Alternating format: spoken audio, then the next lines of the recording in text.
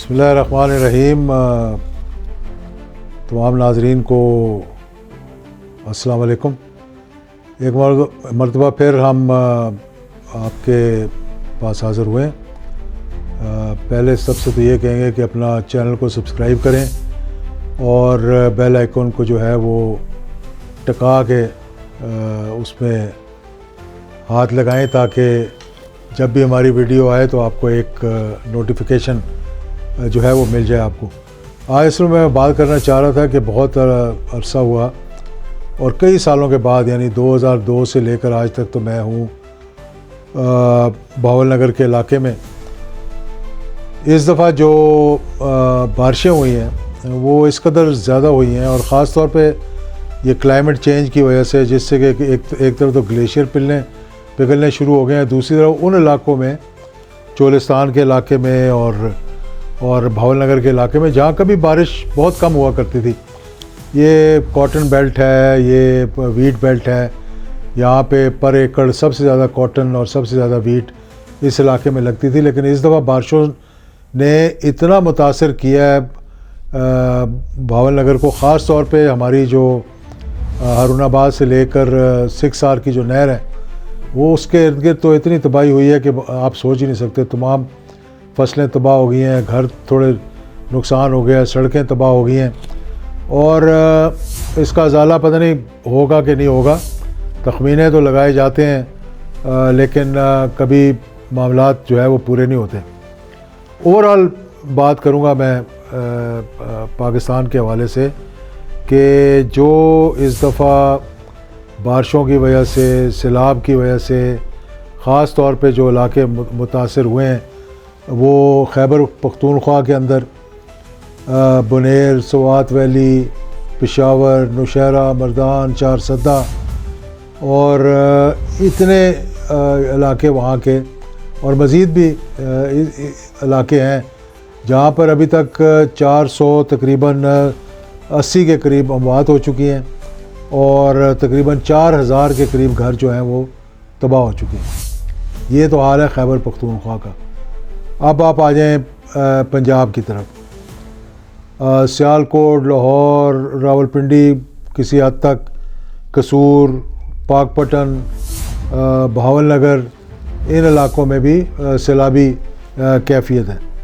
फिर कराची, हैदराबाद और मीरपुर ख़ास इन इलाकों में भी सैलाब से, कराची तो ऐसे लग रहा था कि जैसे हम समुंदर के किनारे पे, लेकिन ख़ुद ही समुंदर बन गया और बसें और गाड़ियाँ बीच में धंसी हुई थी। इसी तरह गिलगित बल्तिस्तान में भी और 9 लोगों की अमवात हुई है और 211 घरों के नुकसान हुए। अब मसला ये है कि देखें क्या वजूहात हैं इसकी। एक वजह तो ये है कि हमने जंगलात सारे काट दिए, तबाह कर दिए, हमने एनवायरनमेंट का ख्याल नहीं रखा, हमारी धुआंधार गाड़ियाँ चलती हैं, मतलब स्मॉग आ गई है। इसी तरह से बारिशें जो है वो इस तरीके से होने लग गई हैं कि जिस इलाके में, जैसे मैंने कहा चोलिस्तान में कभी बारिश इक्का दुक्का बारिश होती थी पूरे सीज़न में, लेकिन अब इतनी बारिश हुई है कि 16-16 घंटे लगातार बारिश होती रही है और इलाके तबाह हो गए। अब इससे पहले कि मैं आऊँ कि हिंदुस्तान ने पानी खोला, लेकिन उससे पहले मैं ये कहना चाहूँगा कि जब हम रिजर्वायर नहीं बनाएंगे, जब हम पानी की स्टोरेज नहीं बनाएंगे, जब हम कालाबाग डैम नहीं बनाएंगे, उससे बहुत तकलीफ़ होती है। क्योंकि हिंदुस्तान ने एक मरतबा ये कहा था कि हम पाकिस्तान में कालाबाग डैम बनने ही नहीं देंगे। क्यों नहीं बनने देंगे? कि पाकिस्तान के अंदर रिजर्वायर ना हो, पाकिस्तान को फ़ायदा ना हो, और उसके लिए हमारे जो एजेंट हैं वो माशाल्लाह बड़े मुतहर्रिक हैं और हम उनके ज़रिए ये काम करवाएंगे। और वो काम यही हुआ कि कुछ सियासत की नज़र हो गया और कुछ पॉलिटिकल पार्टीज़ की नज़र हो गया, और मार्शल लॉ के दौरान जो ये बन सकता था तब भी ये सियासत की नज़र हो गया।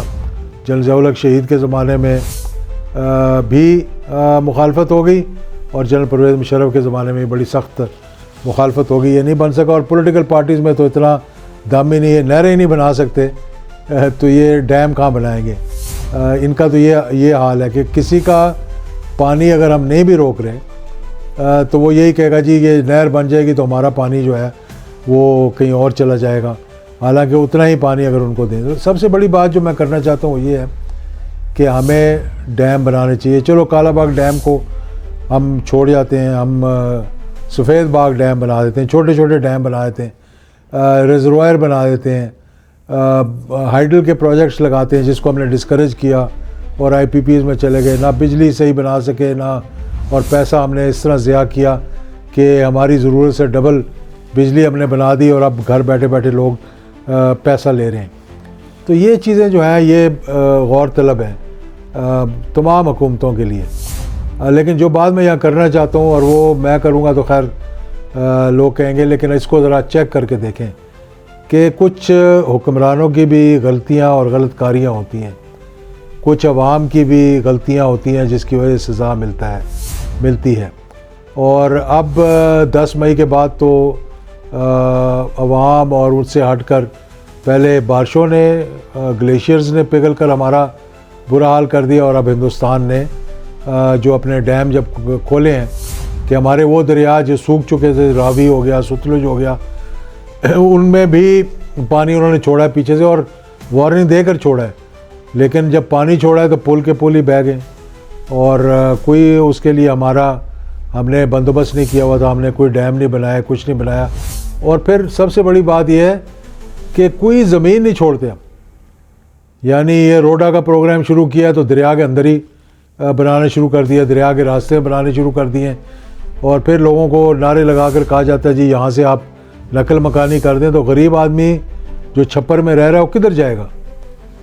और ये जो रियल एस्टेट वाले हैं, जो रियल एस्टेट का काम कर रहे हैं, अल्लाह ताला इनको, पहले तो उन्होंने सारी ग्रीन एरियाज़ पाकिस्तान के अंदर ख़त्म कर दिए हैं जहाँ पर ये हमारी एग्रीकल्चर हुआ करता था। बड़े बड़े शहरों के इर्द गिर्द उन्होंने तमाम सोसाइटियाँ बना दी हैं, और अब ये है कि रावी के अंदर भी और रावी के बाहर भी वो ये सोसाइटियाँ बना रहे हैं। और बजाय इसके कि डैम बनाने के, ये हाउसिंग सोसाइटीज़ को इनकरेज कर रहे हैं। और वो जो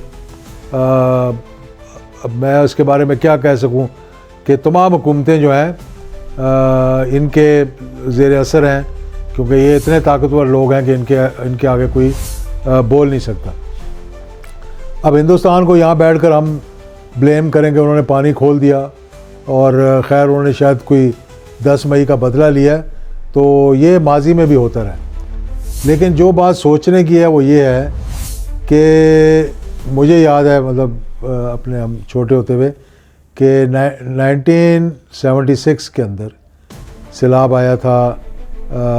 जुल्फ़िकार अली भुट्टो साहब की हुकूमत थी उस वक्त, और मेरे वाले साहब कोर कमांडर थे। उन इलाकों में ये जब मुजफ्फरगढ़, कोटद्दू, मुल्तान, पूरा शहर डूब गए थे और पूरे पाकिस्तान के अंदर सैलाब आया था। फिर 1977 में 5 जुलाई को मार्शल लॉ लगा। 5 जुलाई 1977 से लेकर 17 अगस्त 1988 तक ज़रा रिकॉर्ड उठाकर देखें, कोई सैलाब आया पाकिस्तान के अंदर? एक भी सैलाब नहीं आया, एक ही कोई बड़ा ज़लज़ला नहीं आया। और 1988 के हादसे के बाद 1990 में, 91 में जेहलम डूब गया, सैलाब ही सैलाब आते रहे। और उसकी कुछ वजूहत तो होंगी कि जब हुक्मरान रात को उठ के तहज्जुद पढ़ें और अल्लाह ताला से दुआ करें तो कोई अल्लाह ताला की तरफ से भी बरकत आती है। जब हुक्मरान जो है वो लूट मार में लग जाएं, और हुक्मरान से मेरा ये मतलब नहीं है कि मैं ऊपर से कह रहा हूँ, लेकिन तमाम लोग, यानी जिसमें हुकूमत के अंदर पॉलिटिशियंस भी आते हैं, हुकूमत के अंदर ब्यूरोक्रेसी भी आती है, हर कोई आता है, जब वो लूट मार में लग जाएं और वो काम ना करें जो अल्लाह ताला के अहकामात हैं, यतीमों की, बेवाओं की, गरीबों का ख्याल ना करें, तो फिर इसी किस्म के सज़ाएँ जो हैं वो कौमों को मिलती हैं। तो मैं एक दो बातें जो कहना चाहता हूँ, एक तो ये कि एक कंसेंसस इवॉल्व करना चाहिए हुकूमत को कि हम रिजर्वायर बनाएं, छोटे छोटे रिजर्वायर बनाएं AJK के अंदर, जो कि ज़्यादातर वहाँ पर ये थर्मल के हमारे हाइडल के जो प्रोजेक्ट्स लगे हुए हैं वहाँ पे, KPK के अंदर, और पंजाब में भी जहाँ पर ये ख़दशा है कि पानी नहीं भी होगा, वो भी पानी उन जगहों पे भी बनाएंगे, कोई पता नहीं होता कब पानी आ जाए। और ये जो पानी सारा हम दरिया में डाल कर ज़ाया कर रहे हैं, इससे अगर हम ये रिजर्वायर बनाए होते तो लोगों का आज फ़ायदा होता, पाकिस्तान का फ़ायदा होता और पाकिस्तान तरक्की की राह पे चल पड़ता। लेकिन नहीं, हम ये सोचेंगे नहीं, ये वक्त गुजर जाएगा, हम भूल जाएंगे। अर्थक्वेक आया 2006 में, अगर आप लोगों को याद हो, अक्टूबर के अंदर कितना नुकसान हुआ। हमने NDMA बना दिया और national disaster management, provincial disaster management, तो क्या उन्होंने काम किया, ये नहीं डिज़ास्टर को बचाने के लिए, लेकिन प्रिवेंट करने के लिए, यानी उसको क्या काम किया हमने। हमारी तो इतनी भी तैयारी नहीं है कि जब लोग डूब जाते हैं तो फिर हम क्या करते हैं जी, फ़ौज न बुलाओ। कोई सिविल अदारा हमारे पास नहीं है जो कि इन चीज़ों को देखभाल कर सके। कोई ऐसा हमने अपना इंस्टीट्यूशन नहीं बनाया, ऑर्गेनाइजेशन नहीं बनाई जो कि हर वक्त तैयार रह सके। जिस तरह दुनिया के अंदर हर जगह आते हैं, हरिकेन आते हैं, सैलाब आते हैं, टोर्नेडो आते हैं, अमेरिका में आते हैं, बरतानिया में आते हैं, लेकिन पूरा तरीक़ाकार होता है लोगों को वहाँ से निकालने का, लोगों को बचाने का, उनके घरों को बचाने का, उनको नकल मकानी कराने का, उनको अल्टरनेट जगह देने का। ये नहीं कि मस्जिदों से ऐलान कराएं कि यहाँ से निकल जाएं और निकल के उनको पता ही नहीं कि जाना कहाँ है और खाना कहाँ है। तो मैं ये दरख्वास्त करना चाहूँगा हुकूमत से भी और लोगों से भी कि आइंदा थोड़ी एहतियात करें, और ख़ास तौर पर जो सोसाइटियाँ बन रही हैं उन जगहों पे और जो शहर बन रहे हैं उन जगहों पे 18वीं तरमीम के लिए तो बड़ा लड़ाई हो रही है कि जी इसको रहने देना चाहिए। लेकिन भाई मेरे, जितना NFC अवार्ड में पैसा मिला उन सूबों को चेक तो करें ज़रा। ये कराची क्यों डूब रहा है? क्या वहाँ पर कोई काम हुआ? नालों की सफाई हुई? कोई निकासी के लिए काम हुआ? कोई सड़कों के इर्द गिर्द कोई सीवरेज का बंदोबस्त किया पानी को निकालने का? तो आज मतलब वहाँ बोलते हैं कि जब ज़्यादा पानी आता है तो ज़्यादा बारिश होती है, तो ज़्यादा पानी आता है, और जब ज़्यादा पानी आता है तो फिर ज़्यादा बारिश हो जाती है। तो अगर इसी चक्करों में रहना है तो फिर ना ये मुल्क तरक्की कर सकेगा, ना ये हम आगे की तरफ बढ़ सकेंगे। तो हर चीज़ से कुछ सबक सीखें और सबक सीखने के बाद आगे चलें। बहुत शुक्रिया।